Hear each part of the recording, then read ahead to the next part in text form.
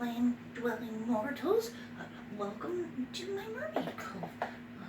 I'm here tonight and ready to read a book because, well, we're all stuck in quarantine and this isn't very fun. But we can make fun of our own. And you know what's one of my favorite fun pastimes? Stories. So, I decided to join in for Corona Story Time. And, well, what would a mermaid reading a book be complete without? The Little Mermaid. That's right. We're going to read the Disney version classic of The Little Mermaid. So, let us begin. Dun, dun, dun. There's Ariel hanging out in the water. Ariel was 16, the age when a mermaid was supposed to be thinking about marrying a merboy and settling down. But Ariel had other things on her mind. However, let's start at the beginning. It was the day that all King Triton's undersea kingdom had been waiting for. Prince Ariel. Princess Ariel. She's a girl, mermaid. Let's get this right. Not the best at the reading. Princess Ariel, the Little Mermaid, was going to sing.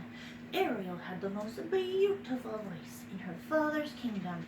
When she sang, everyone came to Triton's shimmering castle to listen.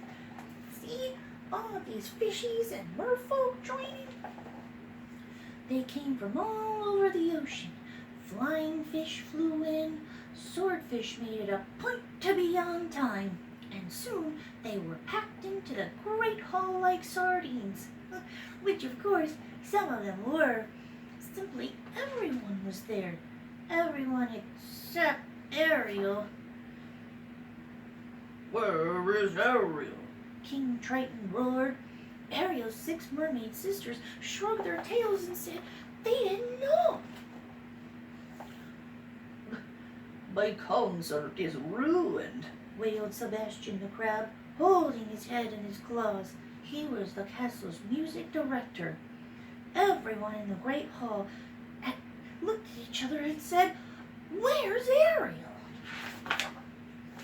There she was, just doing what she likes. Far from the commotion of the castle, Ariel was doing her favorite thing, exploring the ruins of a sunken ship, a ship that had once belonged to the strange and wonderful world of humans. Ariel picked up 2 objects from the ship's deck. "What do you suppose humans do with these?" she said to her best friend Flounder. We really shouldn't be doing this, Ariel," Flounder replied nervously. "We're looking for trouble." Neither Ariel nor Flounder noticed that trouble was looking for them too. Shark! Trouble came with razor-sharp teeth. "Oh no! A shark!" Flounder squealed, darting here and there, away from the menacing jaws. "Quick, Flounder, follow me!" Ariel called, swimming with all her might towards a large anchor ring. The Little Mermaid and the frightened Flounder slipped easily through the ring, but the shark plunged after them. Woof!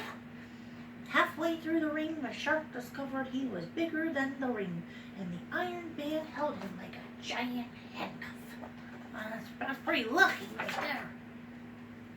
The next stop for Ariel and Flounder was Scuttle's Rock.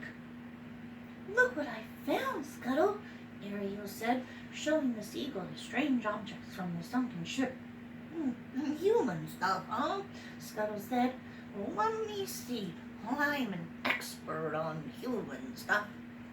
"Humans call this thing a dingle hopper," the expert proclaimed. "Humans use it for, combing their hair." Actually, the object was a fork, but only a human could have told them that. Flounder was getting nervous. "Ariel, something tells me we should have been home by now." "Oh my gosh, the concert! I forgot all about it. Father will be furious. Ariel plunged off Scuttle's Rock and swam as fast as she could for the castle. Meanwhile, in a deeper and darker part of the ocean, Ariel was being watched. Jealous eyes followed the Little Mermaid, now banished from Triton's palace. Ursula the Sea Witch plotted her revenge. Ariel had never seen her father so angry. "The whole kingdom is waiting to hear you sing," he stormed. "And where are you? Poking about shipwrecks, looking for human junk." "But father," Ariel started. "Silence! You are never to have anything to do with humans again. Never!" After Ariel left the king's chamber, Triton thought for a moment. I wonder if I was too hard on her. Maybe she just needs someone to keep an eye on her.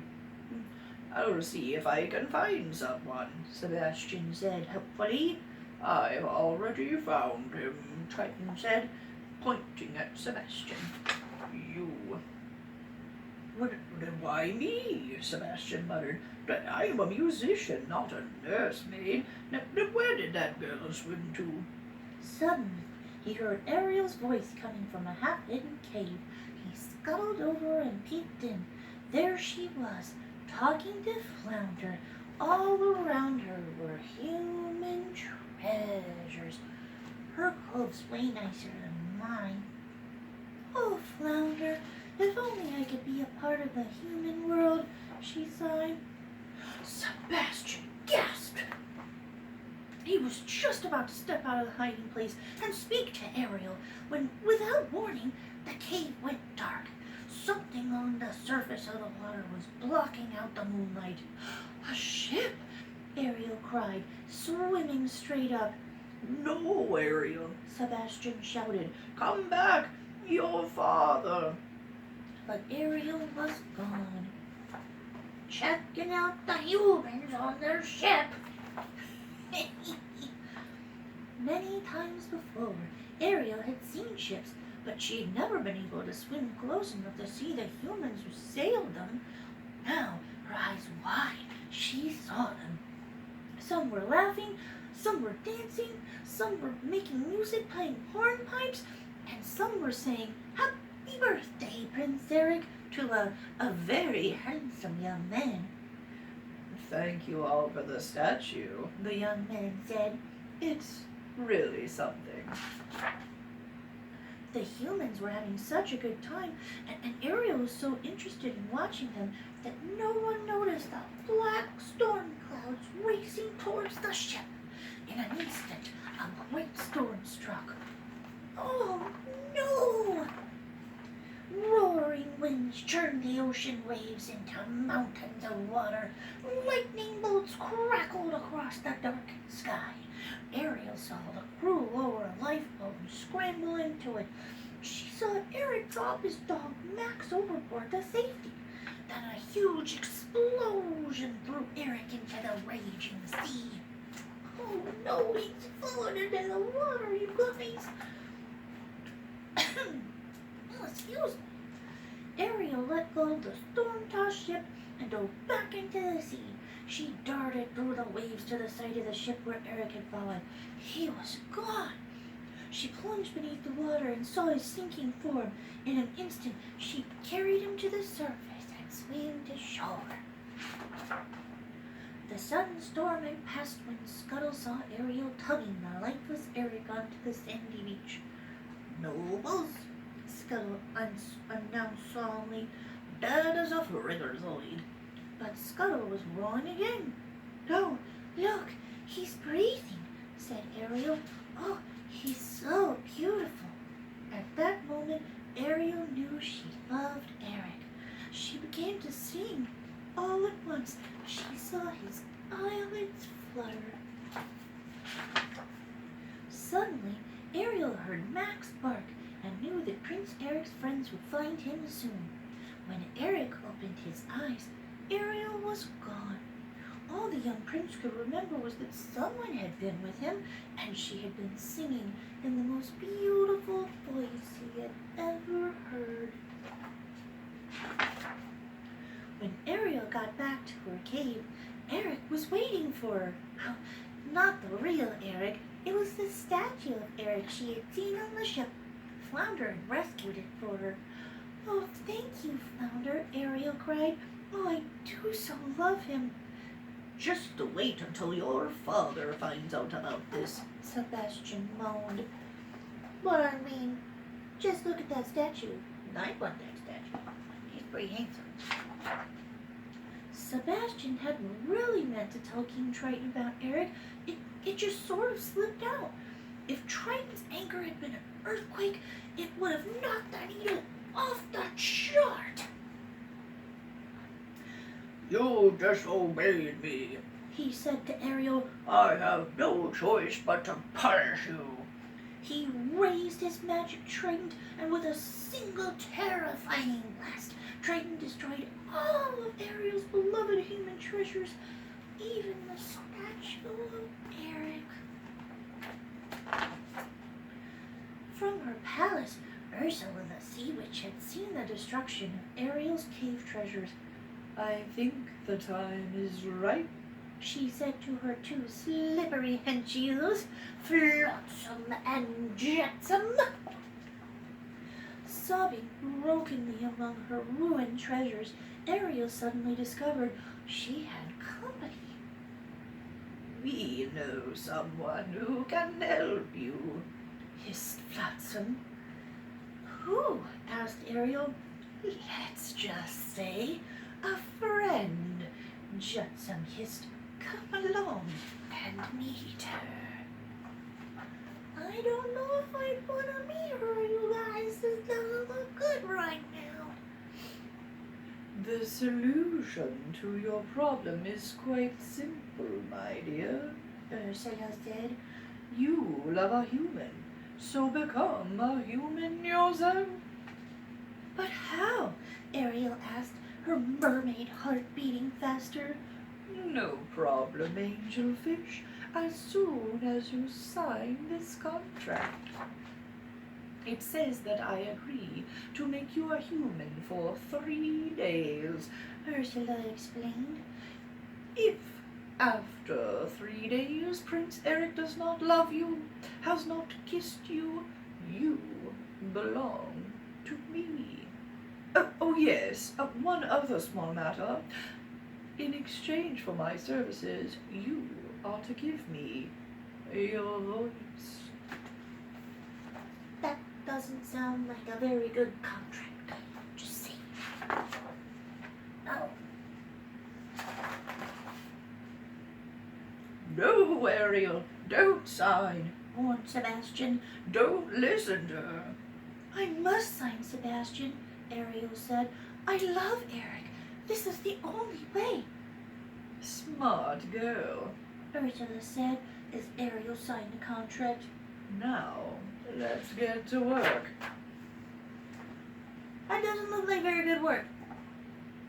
She can't breathe, guys. Let's just remember this. In the glow of Ursula's magic, the mermaid girl was slowly transformed. Then she began to gasp. "Quick!" cried Sebastian to Flounder. "We must get her to the surface so she can breathe. She's not a mermaid anymore." The next thing Ariel knew, she was on the beach. "Hey!" Scuttle exclaimed. "What's going on, Ariel? Now don't tell me. There's something different about you," said the expert on humans. "Ariel's not a mermaid anymore," Sebastian said. "She's got legs." Right there, guys. Legs.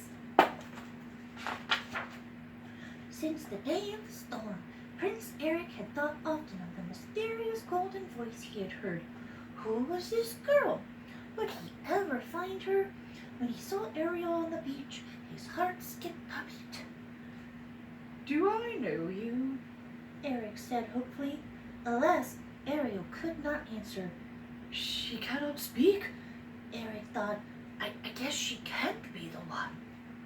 but whoever she was, he could see that she was going to need help. Eric took Ariel to his castle, where his servants fed her and gave her pretty clothes. Soon everyone was wondering about Ariel. Who was this voiceless girl who combed her hair with a fork? I still like forks better than combs, guys. They do a really good job, just saying. Combs, very nice. It was nearing the end of the first day. Sebastian had followed Ariel to the castle to help her if he could. You've only got 2 more days to get Eric to fall in love with you, the crab reminded her, but Ariel wasn't paying attention. She was dreaming of her prince. It's not a very good idea when you only got 3 days. The next day, Eric ordered his coach and horses. Let me show you my kingdom, he said to Ariel. Ariel thought it was a beautiful kingdom, but she couldn't tell Eric. The prince, on the other hand, was thinking, what a beautiful girl. If only it had been her voice I had heard. 3 days had turned to 2. Now 2 days were turning to 1. But now everything was going to be all right. The flame of true love had been kindled in Eric's heart. Later that day, Eric took Ariel for a boat ride. That does look pretty romantic, nice ride around town. Suddenly, the boat in which Eric and Ariel were floating was overturned by flotsam and jetsam. The romantic mood was shattered. Ariel didn't get her kiss, but she did get a dunking. Uh-oh. This doesn't look good, guys. That was a close call, Ursula said, watching the scene in her magic crystal ball. It's time I take some drastic action. In the twinkling of an eye, Ursula transformed herself into a beautiful young girl. With Ariel's voice and my looks, Triton's daughter and the prince will soon be mine. She gloated. I mean, she is kind of pretty, but I still like Ariel better. She's nicer. Eric, I have to come back with you. Oh wait, no? Told you guys I'm not very good at the reading. Okay, the fake Ursula is saying, Eric, I have come back to you. The transformed Ursula purred. That voice, Eric cried. It's you, my one true love. Idiot. He's under spell. Using Ariel's stolen voice, Ursula put Eric into a trance. Grimsby, his chancellor, gasped in disbelief when Eric announced that he would marry this girl who called herself Vanessa that very night.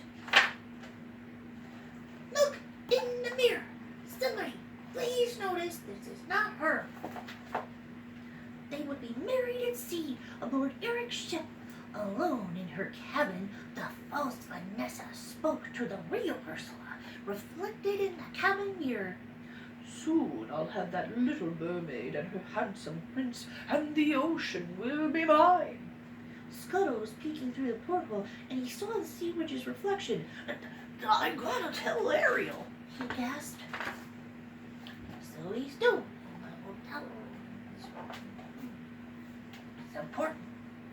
On the shore, a broken-hearted Ariel looked out at the brightly decorated wedding ship and at the setting sun of her final day as a human girl.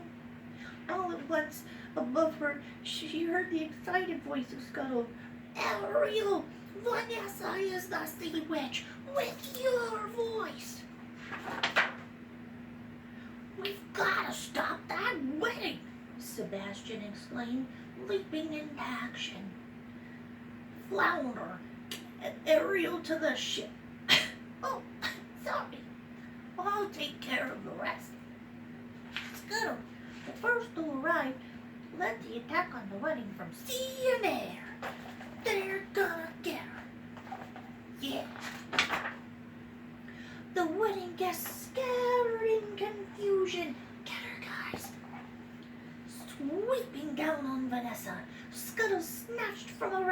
Eric the shell necklace that contained Ariel's voice. When he dropped it on the deck of the ship, the shell broke. Freed from its shell prison, the voice returned to its rightful owner. "Oh, Eric," Ariel said. "Oh, he realizes it's her, guys! Yay!" Eric took Ariel in his arms. "It was you all this time," he cried. "Oh, Eric, I wanted to tell you." As soon as the sun dipped below the horizon, Vanessa became the cackling Ursula again. "You're too late," she crowed, "You belong to me now." and she snatches her away right off the ship in front of Eric. He loves her. Not good. Ariel was a mermaid again. "The sun has set on the third day." Ursula shrieked triumphantly. In a moment, both Ariel and Ursula had disappeared beneath the waves. "Oh no, he's gotta go try and get her. He can't lose his love." Eric leaped from the deck to a small boat tied below. In his hands he held a sharp harpoon. "I lost her once," he shouted to Grimsby. "I'm not gonna lose her again." Uh-oh. Triton and Ursula are this is gonna be big. Allured by Sebastian, Triton went to Ursula's grotto to bargain for his daughter's freedom.